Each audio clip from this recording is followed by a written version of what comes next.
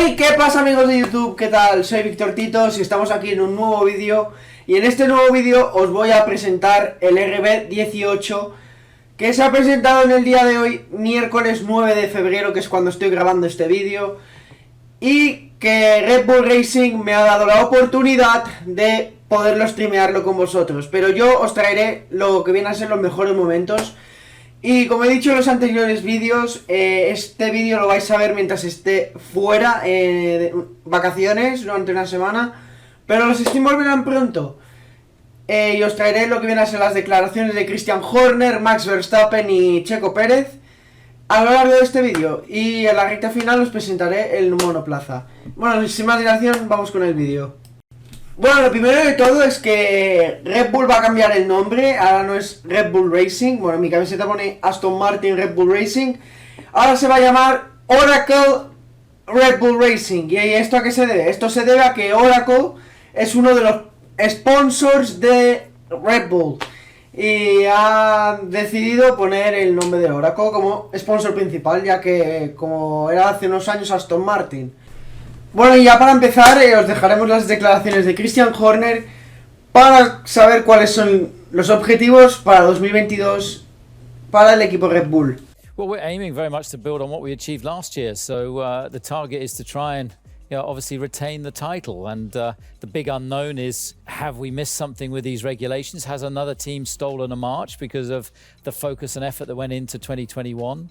We believe we've got a good car. RB18 is coming to life, and seeing it today is fantastic. So it's the culmination of a huge effort from the team, and looking forward to seeing it out on the track in anger. We're gonna look at it a bit more in detail later on, but what are the main changes that the fans out there should look for? Basically everything, because with a new regulation change, the whole philosophy of the regulations has altered from last year. So that means that every single component is brand new this year, and with it being a ground effect car, with it being designed to make overtaking hopefully easier, the cars easier to follow each other. That's changed the whole philosophy, of how we design these cars. So it's a steep learning curve. It's steep for everyone, and it's a race of development between first race and the last race. Exactly. Let's talk about the team, the guys. I mean, how has their bond grown over the season? Checo obviously had a fantastic season, his debut season with the team. How have they grown as a partnership? Well, they grew throughout last year, and you saw the culmination of that in the teamwork in the latter races, particularly in Abu Dhabi. And, Checo in his first year, winning that race in Azerbaijan, other podiums. He's going to be, stronger and taking a step up, I'm sure, in 2022. And for Max, I mean, he was just phenomenal last year, and an outstanding season for him. He dominated the amount of laps led, at 10 Grand Prix victories, and of course the World Championship. So his confidence is going to be sky high, and looking to build on those performances in 2022. You must have been massively proud of them last year. You can kind of feel that sometimes with you three together. You can see how proud you are watching on. Well, I think the most important thing was we really worked strongly as a team, and to see the two drivers working and supporting each other, to see the strength and depth that we have in the team, the way that they coped, through the pandemic, to continue to develop, the car the way that we did, and to deal with the challenges that we faced last year, has really galvanized the team. And I think that we go into 2022 in great shape and are looking forward to, the season ahead. Compañeros, os voy a dejar lo que viene a ser las declaraciones de Max Verstappen reflexionando sobre la temporada 2021 y también las de Checo Pérez, reflexionando lo que ha sido la temporada 2021 y qué esperan los dos pilotos para esta temporada 2022, y os dejamos con las declaraciones. Feel any different? Not really. Nah. No, I'm just looking forward to get back in the car and start driving it. To see how everything is handling. Yeah, I had a good bit of time off, and recharge to go driving again. Very nice, very nice. Checo, you had a brilliant debut year. Of course, Azerbaijan, huge highlight for you. How would you sum up your first year with the team? Yeah, it was an intense season, getting up to speed with a new team, especially the team that was fighting for the championship since race one. So there really no time for any adaptation. It was straight into it. It was really challenging, but very enjoyable. We gave it all until the very last lap of the season. Yeah, amazing. You said you've had a bit of time. It has been quite a short amount of time to recharge the batteries for both of you. How are you feeling then going into 2022?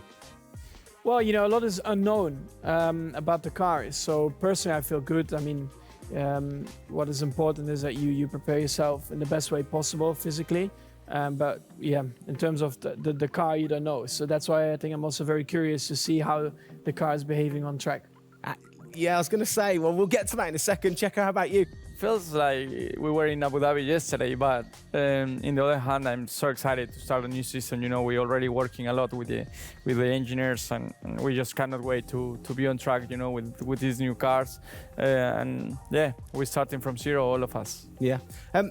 How are you approaching this season then, Max? Are you doing anything different? Do you feel a bit more pressure or anything like that? No, I mean, I just do what I do all the time. I think there is no reason to suddenly be different. And of course, as a driver now with the new regulations, you have to, get used to the car. It's not like you just jump in and it's just an upgrade from last year. So that is going to be the biggest adaptation. But the rest, I think it's pretty straightforward. Yeah. COVID's been a bit rubbish, hasn't it, over the last couple of years? But looking forward, new races. What race are you most looking forward to then, Checo, next season? Yeah, well, most of them, I think just to be back to normal things, to have more interaction with the fans, be able to, feel more their support, and that's something I'm definitely looking forward to. With Formula One, we've been so restricted in the last couple of years, so yeah, looking forward to that. And most of the races, the fans, Formula One is growing so much around the world that I'm looking forward to all of them, really. Yeah, and special mention to your fan. I mean, what a race that was. The fans there in Holland. You must be looking forward to getting back racing in front of the fans as well. Yeah, absolutely. I mean, it's definitely one of the highlights for me in the season. Looking forward to see what we can do there again. Hopefully they will be just as crazy as they were last year. But also, like new Grand Prix coming on the calendar, always very interesting. Miami, let's see how that is going to turn out. Yeah. Bit of a silly question, but, you guys so focused on what you do as you're racing. Do you ever get a chance to look out the cockpit and look around at the flags and the banners and things like that? Because we have seen you driving one-handed through turns way over 150 miles an hour. So we know that you guys get a chance to kind of have a look around. Yeah, I mean, you do pick up things. I mean, in a qualifying lap, naturally a little bit less because you have to focus a bit more. But like during a race, it also depends. If you're a bit on your own, there are a few more distractions and you can look around a bit. But if you're a bit more under pressure, naturally not as much. And how special is it at the end of the race then to say be the race winner and to go around and just see the fans going crazy? Yeah, that's a very special feeling, to be able to see your fans, the support you're getting at track, the atmosphere, you feel it a bit more. Yeah. Right. What's your perfect track? What makes a good track for Max Verstappen? Fast corners. Yeah. Is there nothing like it? That's where an F1 car comes to life. Yeah. Low speed corners, any car can do that quite well, but the fast corners, that's really where the high downforce cars stand out, and that's the most enjoyable. Looking. And finally then, final question, to both of you. We'll start with Checo. What are you looking forward to most in 2022?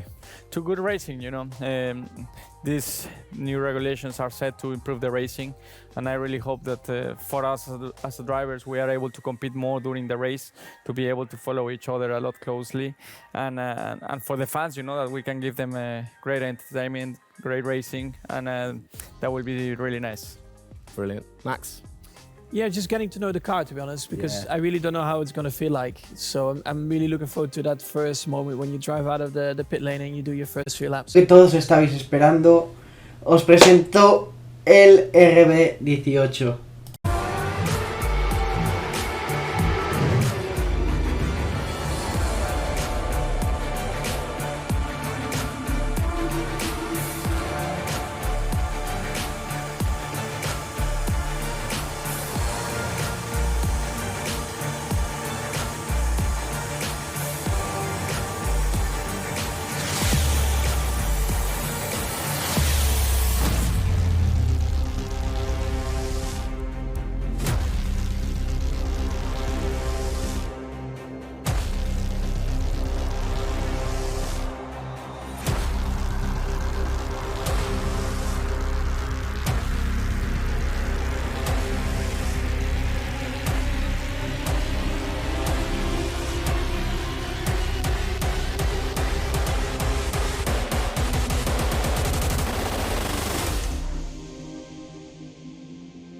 Haremos las declaraciones de Max Verstappen y Sergio Pérez sobre el RB18. Well, the biggest change obviously is from a regulationary point of view. The car is a lot cleaner. There's not all the added bits that were on last year's car. And the whole concept of this car is to try and promote overtaking and close racing. So it's a new concept, it's a new philosophy, and it's a clean sheet of paper for every single team. Checo, over to you. How long does it take to get used to a new car? Is it easy to kind of transfer your skills, or does it take a while? Well, no, I think it takes a bit of a while until you are 100% with it. I think, you know, we have a massive change of regulations with the tires as well. They're going to be different. The racing, you know, apparently we're going to be able to follow it closely. So there's a lot of things that we as a driver have to learn as a team. So definitely very interesting, these new regulations. Christian, with all the new changes, it must be hard to kind of predict how the car's going to react, really. What improvements or performance changes do you think there will be when it comes to overtaking and performance and things like that? Well, because it's new regulations, it's going to evolve very, very quickly. I mean, I think by the time we get to the first race, the car's not going to look very much like this. And I think the evolution will be very, very quick as we progress through the season. Max, how have you been finding this car, or the new car in the simulator? Has it been a lot of difference from last year? I haven't really driven it too much, but yeah, for me, actually, the biggest thing is just the view in the cockpit with these big tires. Like, to hit an apex in some tight corners is a bit more difficult. The driving, I mean, it just feels like the car has a bit less grip, but you will get used to that. That's why we have the practice days. You can get used to the sliding and locking and stuff like that. But I think, you know, it should be fine. It's just getting a bit more used to the view in the cockpit. So it literally affects your view to the higher tires. The tires are bigger, you know. Yeah. Of course, you know, we're running bigger wheels, but also the tires increase, so that will make it a little bit more tricky. You've not had a great deal of time, have you, since Abu Dhabi, to kind of turn around and get practicing? How expectant, like, how excited are you going in to this new season? Well, look, it's always exciting to go racing again. I mean, 2021 was such a massive year for us, but it's been flat out ever since, you know, with this new car. You know, and it's always exciting the start of a new season to see, you know, where do we fare compared to our, you know, competitors. Have you missed these guys a bit? It seems like only yesterday since I last saw them, but, you know, hopefully they've, you know, sobered up after, you know, the end of last year and a good Christmas and New Year. So, you know, they're looking fit and strong, so that's important. Os voy a dejar las declaraciones de Christian Horner acerca del nuevo reglamento. It's the biggest rule change that we've seen in the last 30 years. So everything about the chassis has changed for this year. So the purpose of the change in the design is to allow the cars to follow each other more closely and to create better overtaking opportunities, to create closer wheel-to-wheel racing. Now, we saw plenty of that last year, so if we get that even closer through these regulations this year, it's going to be an epic season. It's going to be exciting, isn't it? So the FIA, they decide the changes, and then every team has the same template to start, and then you can kind of work your magic through the season. How do you do that and still stay within the regulations? Well, the FIA is the regulator. They come up with a massive rule book. They consult the teams whilst creating that rule book. You've got technical regulations, you've got sporting regulations, and now we've got financial regulations. And of course, once you've got those technical regulations, basically it gives you a bunch of parameters you can work within.